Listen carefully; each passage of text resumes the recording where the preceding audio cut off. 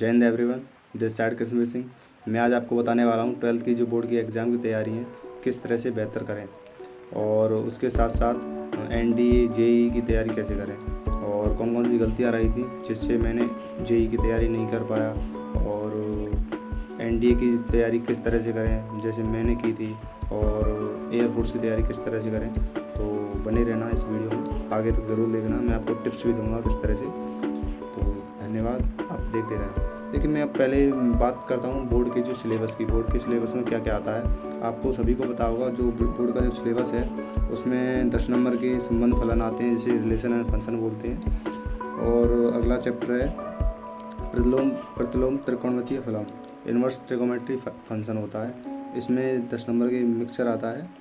और अगला जो चैप्टर है वो है आपका आव्यूह और सारणिक, मैट्रिक्स एंड डिटर्मिनेंट। ये 13 नंबर का आता है, आपको पता ही होगा। और उसके बाद है कैलकुलस 44 नंबर की आती है। और उसके बाद मैं बात करूँ सदिश एंड त्रिमितीय ज्यामिति है, 3D एंड वेक्टर्स जो होता है वो 70 नंबर का है। और अगला है रेखिक प्रोग्राम, लाइनियर प्रोग्राम होता है जो 6 नंबर का एक क्वेश्चन आता है, इसको आपको पता ही होगा। और उसके बाद है प्रायिकता, प्रोबेबिलिटी कितने नंबर की आती है? 10 नंबर की। तो देखिए कैसे तैयारी करें और किस तरह से इन चैप्टर्स को कंटेस्ट करें, अच्छे से रिवीजन कैसे करें। तो मैं सबसे पहले बात जो अपना एक्सपीरियंस है इसको बताना चाहूँगा कि मैंने कैसे तैयारी की थी। देखिए मैं जैसे हमारे गांव में टीचर पढ़ाते थे, मैं उन पर पढ़ने जाता था। तो वहाँ क्या है, उन्होंने एक जैसे मैथ के कई राइटर होते हैं, चित्रा, हर्षरूप, RD शर्मा और बालाजी, कई राइटर होते हैं। तो ऐसे ही वहाँ मेरी कोचिंग में हर्षरूप का चल रहा था, तो मैं वहाँ हर्षरूप का कर लेता था। तो वहाँ मैं उन जो क्वेश्चन थे मैं उनको उतारता नहीं था, रफ कॉपी पर नोट डाउन नहीं करता था। क्यों? क्योंकि मेरे पास 2 गणित थे, एक बालाजी का था, एक हर्षरूप का था। 12th की मैं जो बात कर रहा हूँ, तो हर्षरूप का तो जो कोचिंग में चल रहा था वहाँ मैं क्वेश्चन वो समझ लेता था। उसके साथ साथ में बालाजी का एक मेरा गणित था। जैसे ये बालाजी मैं आपको बताऊँ, ये मेरा बालाजी का है 12th क्लास का, मैं इनको घर पर करता था। तो देखिए आप प्रैक्टिस कैसे करें, प्रैक्टिस ज़्यादा से ज़्यादा करें। आप जितनी ज़्यादा प्रैक्टिस करेंगे उतनी ज़्यादा आप बेहतर कर पाएंगे अपने बोर्ड के एग्ज़ाम में।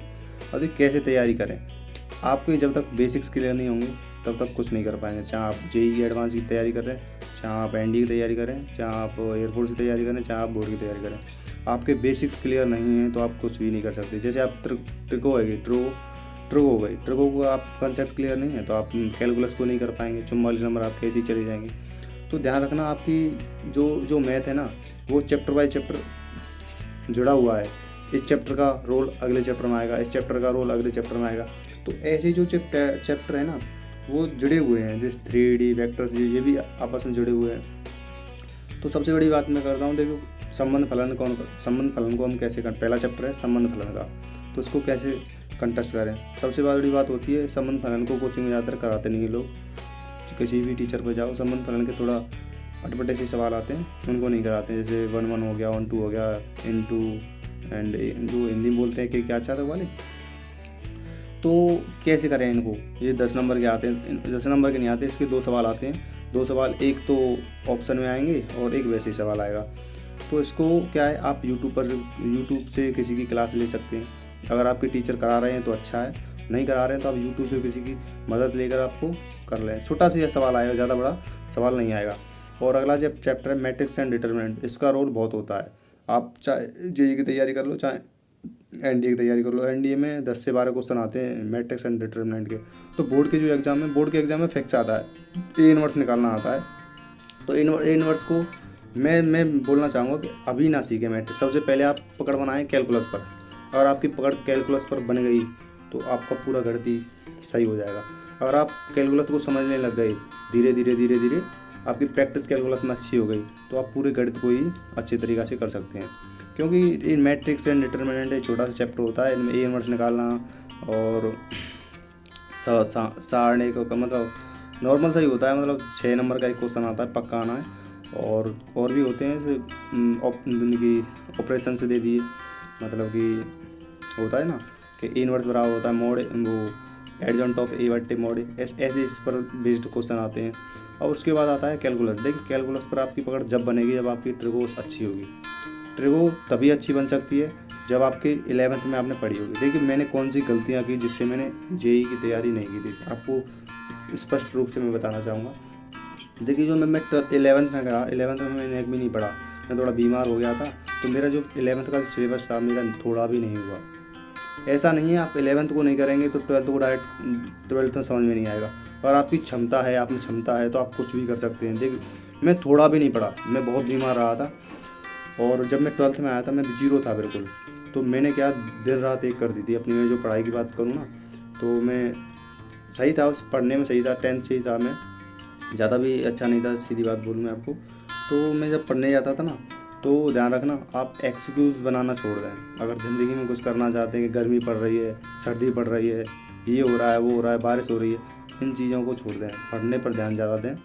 आप रात में अच्छा लगता है तो आप रात में पढ़ें, रात में 1-1, 2-2 बजे। मैं तो सीधा बोलता हूँ कि 12th में आप हैं तो आप 1 या 2 बजे तक तो पढ़ना ही ज़रूरी है रात में। अगर आप सुबह पढ़ना चाहते हैं तो आप 10 से 11 बजे सो जाएं जल्दी, आप सुबह 4 बजे उठ जाएँ, 3:30 बजे उठ जाएँ।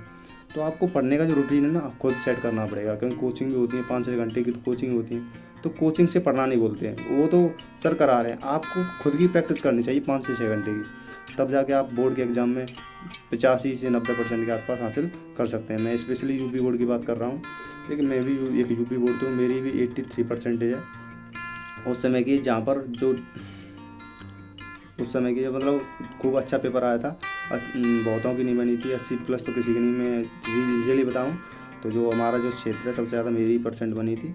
तो मैं अपनी परसेंट की वो नहीं कर रहा कि गुणगान नहीं कर रहा, मैं आपको बता रहा हूँ कैसे पढ़ना है। देखिए आप पहली बात तो देख, सबसे बड़ी बात होती है आप अपने आप को किसी से तुलना करें। मैं तो सीधी बात बोल रहा हूँ, आप तुलना करें। जैसे मान लो तुलना मतलब एक कोई होशियार लड़का ले लो, आप उसको देखो, डेली उसकी रूटीन को देखो। मैंने ये बोला उसको फॉलो करो। जैसे मान लो वो पढ़ रहा है, कितना पढ़ रहा है यार, उससे या तो आपको चिढ़न होगी, पढ़ नहीं पाओगे। अगर आपको चिढ़न हुई तो आपके अंदर में जिज्ञासा उत्पन्न होगी, जिससे आप खुद ही पढ़ना चालू कर देंगे। ये मेरी गारंटी है, ये मैंने महसूस किया है। और मैंने भी किसी लड़के से ऐसे ही होड़ की थी, ऐसे होड़ बोलते हैं हिंदी में, तब जाके मैं अच्छा बना। 12th में आके मैं अच्छी परसेंटेज हासिल, मतलब ज़्यादा भी नहीं, और परसेंटेज से कुछ नहीं होता मैं मानता हूँ, बट ध्यान रखना परसेंट उसी वही लाता है जो पढ़ता है, सीधी बात होती है। तो आप मेहनत करें। अब आपकी 12th 11th बेस्ट गई तो आप जेईई एडवांस को आराम से फोड़ सकते हैं, एनडीए को आराम से निकाल सकते हैं। एयरफोर्स तो कुछ नहीं है उसके सामने, एयरफोर्स तो छोटा सा एग्ज़ाम है। देखिए मैंने भी मेहनत की है, मैंने 12th के बाद बहुत मेहनत की थी, तब जाके मेरा एयरफोर्स का टेस्ट निकला था। तो ध्यान रखना मेहनत आपको चाहे अब 11th 12th में कर लो, चाहे 12th के बाद कर लो, मेहनत तो करनी पड़ेगी। बिना मेहनत करे आपको कुछ नहीं होगा। तो मैं बता रहा था चैप्टर को कैसे क्लियर करें। देखिए आप जहाँ पर भी पढ़ने जाते हैं, आप 11th के हो या 12th में हो, तो आप बेस्ट तरीके से पढ़ें। जब तक आपको समझ में नहीं आ रहा है, आपकी बेसिक्स क्लियर नहीं है, जब तक आप सवाल करें अपने आप टीचर से, किसी से भी, क्लास में, कॉलेज में, कहीं पर ही जाएं। देखिए आप जब तक टीचर से बात नहीं करेंगे कि मुझे ये क्वेश्चन नहीं आ रहा है, मुझे ये समझ में नहीं आ रहा, फिजिक्स में ये समझ में नहीं आ रहा है, इंग्लिश में ये समझ में नहीं आ रहा है, तो आप पढ़ नहीं रहे हैं। ध्यान रखना, पढ़ना उसी को कहते हैं जब आपके डाउट अगर देखिए मैथ में अगर डाउट्स नहीं निकल रहे हैं आपके, तो आप बिल्कुल भी नहीं पढ़ रहे हैं, सीधी बात बोलो। क्योंकि मैथ ऐसा कोई भी बच्चा नहीं है जिसकी डाउट नहीं निकले मैथ में, कि इतना होशियार हो। अब देखिए डाउट्स तो निकलेंगे कि ये सवाल मुझ पर नहीं आ रहा, ये सवाल नहीं आ रहा, तो उसको जाकर पूछें। मैं तो प्रेफर करूँगा कि आप एनसीईआरटी को सबसे पहले ख़त्म करें। अगर आपने एनसीईआरटी कर ली तो उसके बाद कोई बड़ी बुक उठाएं, जैसे आर.डी. शर्मा हो गया, बालाजी हो गया, ये अच्छे राइट ट्रेन की उठा सकते हैं प्रैक्टिस के लिए बोल रहा हूँ। सबसे पहले आपको एनसीईआरटी ख़त्म करनी पड़ेगी, क्योंकि एनसीईआरटी आपको पता नहीं होगा कि एनसीईआरटी को कितने टीचर्स लिखते हैं। कम से कम 20 से 50 के बीच में जो बड़े बड़े प्रोफेसर होते हैं ना, वो लिखते हैं। तो उसमें कुछ तो अच्छा होगा, इसलिए एनसीईआरटी हम पैटर्न चल रहा है। तो ध्यान रखना, बड़े बड़े हमारे जो प्रोफेसर्स हैं उन्होंने बहुत सोच समझ कर ये एनसीईआरटी को बनाया है। तो एनसीईआरटी पर फोकस करें। आपने सुना होगा जैसे कोई आईएएस पीसीएस की तैयारी कर रहा है या आईआईटी जेईई एडवांस की तैयारी कर रहा है, वो सबसे पहले क्या बोल रहा है अपने, मैंने सबसे पहले एनसीईआरटी ख़त्म की। आपको क्या है, हमें इंटरेस्टेड नहीं होता। क्यों इंटरेस्टेड नहीं होता? उसमें हिंदी ज़्यादा लिखी होती है, इंग्लिश जैसे इंग्लिश की है तो इंग्लिश ज़्यादा लिखी होती है, उसमें जो गाथा है ना वो बहुत ज़्यादा लिखी हुई है। तो हाँ वो लिखी हुई है, मैं भी मानता हूँ, बट आप जैसे मैथ पे तो क्वेश्चन में गाथा तो नहीं, गाथा तो पढ़ना नहीं आप, वो कंसेप्ट क्लियर है तो आप गाथा को पढ़ना नहीं है आपको, तो सीधा सीधा बात करें, ठीक है ना। देखिए मैं बात करूँगा वो किस तरह से तैयारी करें। तैयारी की सबसे मैं आपको बता रहा था एक्सपीरियंस के क्या क्या करें। सॉरी थोड़ा डिस्टर्बेंस हो गया था। चलो मैं बात करता हूँ मैथ की। देखिए मैथ को मैं क्यों ले रहा हूँ, आपको पता होगा मैथ ही मैथ बता रहे हैं भैया। तो देखो मैथ में इसलिए बोल रहा हूँ, आपकी पकड़ मैथ में हो गई या मैथ के साथ साथ जैसे कोई बायोलॉजी वाले स्टूडेंट होते हैं, आपकी पकड़ बायोलॉजी में हो गई तो आप नीट निकाल सकते हैं। आपकी पकड़ मैथ में हो गई तो आप जेई एडवांस निकाल सकते हैं, क्योंकि सबसे टफेस्ट जो सब्जेक्ट होता है वो मैथ ही होता है। देखिए वो तो याद करने के होते हैं, फिजिक्स हो गई ये समझने के होते हैं। इसमें क्या आपको समझना भी है, प्रैक्टिस भी करनी है, क्वेश्चन को किस तरह से निकालें वो भी समझना है। तो यही बात होती है। देखो practice makes a man perfect, you know very well. एक जो लाइन है मेरी, कुछ लाइन है मैं आपको दिखाना चाहूँगा, मुझे बहुत मोटिवेट करती है। देखिए रुको, थोड़ा रुकिए।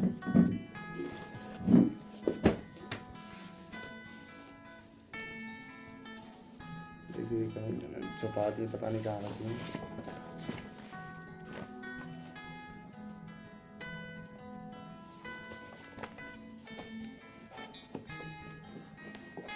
थोड़ा रुकिए, पता नहीं कहाँ रख दिया मैंने। चलो ठीक है, कोई ना।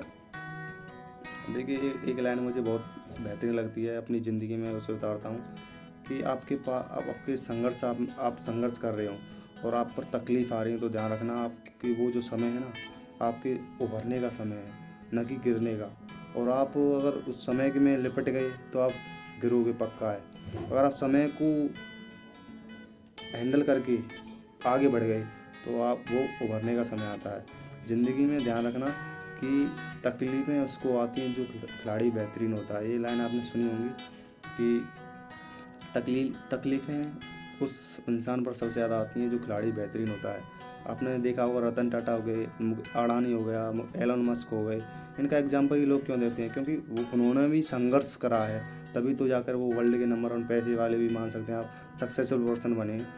तो ऐसे ही अपने आप को किसी से आइडल बनाइए। आप अपने आप को देखो, मेरा आइडल कई हैं, एपीजे अब्दुल कलाम जी हैं। आइडल का मतलब है आप उनको फॉलो करें, फॉलो उनके जिन्होंने किया था उनको फॉलो करें। एपीजे अब्दुल कलाम जानते हैं, वो एनडीए में फेल हो गए थे, तब कोई ना, उन्होंने कुछ नहीं कहा। अगर आप फेल हो जाते हैं, फेल तो एक ज़िंदगी का एक हिस्सा है, ध्यान रखना। अगर आप फेल हो रहे हैं ज़िंदगी में तो देखो फेल तो चलता रहता है, ये नहीं कि फर्स्ट अटैम्प्ट में निकाला। और देखें ध्यान रखना कि जिसने फर्स्ट अटैम्प्ट निकाला है और जिसने 2 बार निकाला है, तो एक्सपीरियंस किसके पास ज़्यादा होगा, आप भी बताइए। तो उसके पास होगा कि नहीं, सेकंड वाले के पास। तो मैं नहीं मानता कि हाँ फर्स्ट में निकाली अच्छी बात है, अलग ही जोश रहता है। जैसे मैंने अभी एयरफोर्स का एग्ज़ाम दिया था कुछ दिन पहले, तो मेरा फर्स्ट ही पहले अटैम्प्ट में निकल गया था। मैं जीडी था, जैसे मेरा ये था, मेरा ऑपरेशन हो रहा है हैंड पर, इससे मैं निकल गया था फिजिकल में। तो एक अलग ही जिज्ञासा उत्पन्न होती है, अलग सा ही मोटिवेशन मिलता है कि फर्स्ट अटैम्प्ट निकल गया हमारा। और आपको बताऊं मैं बहुत रोया था, क्योंकि फर्स्ट अटैम्प्ट एक अलग ही चीज़ होती है, मैं मानता हूँ। बट कोई ना, अगली बार फिर है। अगर आप पढ़ रहे हैं अच्छी तरीक़ा से तो आप अगले को भी निकालेंगे। और मैं ऐसे ही मैथ की क्यों लिया, मैं मैथ एक सब्जेक्ट है, हिंदी है, हिंदी को याद ही करना है, हमें रटना ही है, समझने की बात नहीं है। समझने की बात सबसे ज़्यादा फिजिक्स और केमिस्ट्री में होती है, और मैथ में तो समझना ही है और प्रैक्टिस करनी है। और देखो फिजिक्स, मैं एक और बात बोलना चाहूँगा फिजिक्स की। फिजिक्स को कैसे याद करें, देखिए मैं अपनी बात बोलूँ, मैंने बहुत रटी है किताब, इतनी रटी है आप बता नहीं सकते, 20 से 25 बार किताब रट रही हैं। और देखिए मैं जो एक्सपीरियंस में बताऊँगा, कोई भी जो टॉपर्स हैं वो हमेशा रटते ही हैं, फिर तब जाके उनको समझ में आती है। पहले वो रट लेते हैं, उनको पता पड़ जाता है पूरा चैप्टर इसमें ये रखा है, फिर वो कनेक्ट करते हैं। जो कोई भी चैप्टर हो उसको दूसरे चैप्टर से कनेक्ट करेंगे, हाँ ये वहाँ पर पढ़ा था हमने, ये वहाँ पर पढ़ा था, तब जाके उनकी जो वो है जो नॉलेज है, डीप नॉलेज, वो बढ़ जाती है। पहले रटना पड़ता है तब जाके समझना पड़ता है, ये बात सीधी है। और आपका टीचर बेहतरीन है तो वो आपको समझाएगा, पहले आपको समझाएगा, फिर आपको रटना ही नहीं पड़ेगा। तो इसमें बहुत भूमिका रहती है टीचर की, कि आपका टीचर कैसा है, पढ़ा रहे हैं, अच्छे पढ़ा रहे हैं, बुरे पढ़ा रहे हैं। लेकिन टीचर सभी अच्छे ही होते हैं, आपसे ज़्यादा ज्ञान तो उनको होता ही है, तभी तो पढ़ा रहे हैं वो।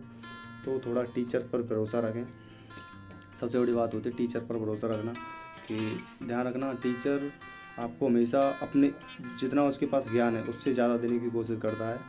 और टीचर की कभी बुराई ना करें ज़िंदगी में, ये मैं अपनी एक्सपीरियंस से बता रहा हूँ। अगर आप टीचर की बुराई करने लग जाते हैं, चाहे वो कैसा भी हो, आप आगे नहीं बढ़ सकते ज़िंदगी में, आप कुछ नहीं कर सकते। तो कैसा भी टीचर हो, आपके साथ कुछ भी किया हो, उसको तो नहीं बोल सकते सर को, तो उनको तो नहीं बोल सकते, बट अपने आप को थैंकफुल बोल रहे हैं कि हाँ उन्होंने मेरे साथ ऐसा किया था। आप बुरे टीचर हैं तो आप अच्छे टीचर हैं तो ये अब तारीफ़ करें अपने आप से कि मैं हाँ यार मैं उन टीचर ने बहुत पढ़ाया था, उनको माने, उनको अपने आप को मतलब मोटिवेट हुए कि उन्होंने बहुत अच्छा हमें पढ़ाया था। तो ऐसे ही आप तैयारी करें अच्छे से। Best of luck. आपका अपना कश्मीर 4 जैसा कि आप सभी जानते हैं। तो मैं आगे कुछ और बताऊंगा, ये आप भी बता सकते हैं मैं किस पर अगली टॉप जो वीडियो है किस पर लाऊं। अब पढ़ाने के मामले में आपको मैथ पढ़ाऊं तो मैं मैथ भी पढ़ा सकता हूं, बट थोड़ा कंडीशन ख़राब है। कंडीशन का मतलब एक बोर्ड हैं, बट उसमें कैमरा मेरा ख़राब ज़्यादा है, तो इसलिए धीरे धीरे मैं बनाता रहूँगा कुछ ना कुछ। जैसे आप मैप का ज्ञान दे दिया, कुछ मैथ को पढ़ा दिया, और भी पढ़ा दी, ऐसे ही धीरे धीरे पढ़ा दूँगा। ठीक है, धन्यवाद, थैंक यू। लाइक करना, सब्सक्राइब करना जरूर, ये तो भूल ही गया, तो थैंक यू।